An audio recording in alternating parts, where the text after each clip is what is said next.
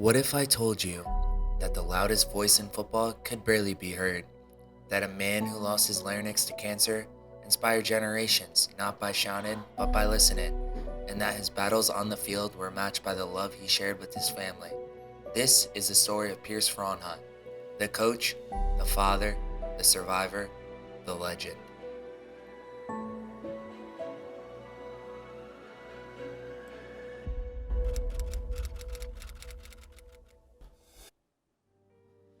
Growing up in Aspinwall, Pennsylvania, to parents Aloysius and Mary Kay, Pierce Frauenheim was a brother to 5 siblings. He excelled at football, basketball, and baseball.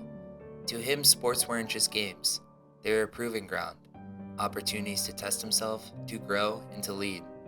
After a successful high school sporting career, which featured an undefeated 20-0 state championship season in basketball and a local Player of the Year award, it was time for Pierce to choose where to go to college.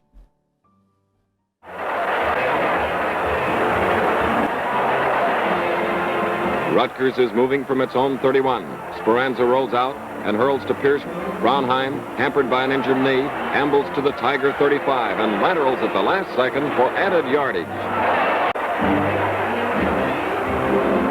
Here's Frauenheim. Goes in for the Rutgers, pads its cushion as Frauenheim snares a pass near the Columbia goal and runs it in for a touchdown.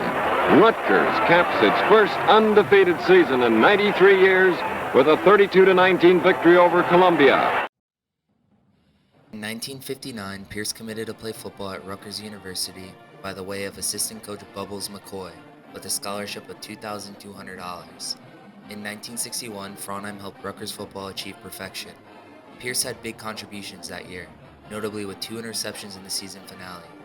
Pierce's 1961 undefeated football team was the first team to ever go into the Rutgers Hall of Fame. But even then, his dreams weren't just about his personal glory. He wanted to build something that would outlast him, and Pierce truly embodied that motto when he met his beautiful, lovely wife, Anne Marie, at a Fiji fraternity party. The two hit it off and later married, and had their firstborn Pierce Jr. living out of his college dorm in Piscataway. That's when Pierce truly welcomed his faith. After college, Pierce Sr., he wondered what his calling was.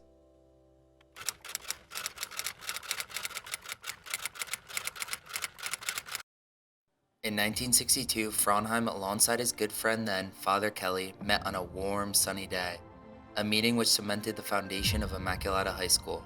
Then in 1966, the storied football program was born, with Pierce at the helm. He wasn't just the coach of the school, however, he was the architect, the guy who put the wheels in motion. The late 1960s were a time for Pierce to build character in the program, instilling a blueprint for winning where success could approach. But in 1972, cancer threatened to take it all away. Just checking in. Hope everything's okay. Take care. Bye-bye. Due to chronic cigarette smoking in Pierce's adolescent life, Pierce fell ill and was diagnosed with larynx cancer. He underwent a significant surgery in which he lost his voice box and vocal cords, but never his determination. He was destined to still coach, even though he could not yell or even blow his whistle. With the patient guidance of his family, particularly his deaf daughter Patricia, he learned sign language in front of the mirror every day and mastered esophageal speech, and courageously found his voice again. Despite this challenge, Pierce's new voice inspired thousands. His players admired the adversity he displayed on how to communicate with them again. Pierce demonstrated his strong faith by battling through these tough challenges and turning a low point of his life into a triumph in God's name. Those around the locker room took notice of the ambient display of faith Pierce radiated in his actions. Throughout his coaching career, Pierce commanded a silent locker room, wherever he spoke. Pierce turned Immaculata football into a New Jersey football dynasty over the next 4 decades of his illustrious coaching career.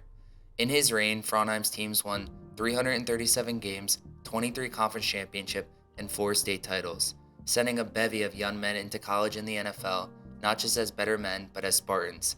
His defining legacy wasn't necessarily in the wins, it was in the lives of those he impacted. He had made quite the family in the Spartan community, and he beamed with pride amongst those of which he acquainted. However, nothing was more important than his true legacy, his own, the Frauenheim family, often referred to as the royal family of Somerset County.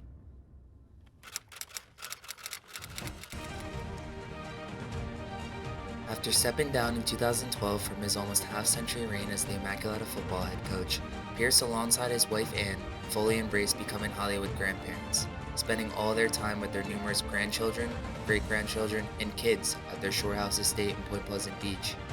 Pierce loved to have close lifelong friends in his company, while Queen Anne usually put together many fun parties and holiday celebrations. You could usually find Pierce sitting on his rocking chair outside, sharing stories to his grandkids about how to be the best version of themselves, while still using his lifetime experience of a disciplinarian to strike godly fear in his grandkids. Pierce remained a guiding presence as a coach and a mentor from afar, coaching his grandkids to athletic and personal prowess. Yet he never forgot about the community he helped to establish. Pierce also dedicated his retired years to supporting his former players, best friends, coaching buddies, and students to help them navigate life as fathers, brothers, and sons. And most of all, Pierce loved every single member of his family. Blood related or not, everyone felt like they had the Frauenheim last name. He became a living example of resilience, mentorship, and faithfulness in a human being. People continue to flock to Pierce's name, some not knowing him, but only hearing about the story of Pierce Frauenheim from others. The silent command is now a tradition passed down throughout generations, a symbol of respect, focus, and love. Pierce Frauenheim's voice may have been quiet, but his impact will echo forever. What if I told you a man who could barely speak taught thousands how to roar?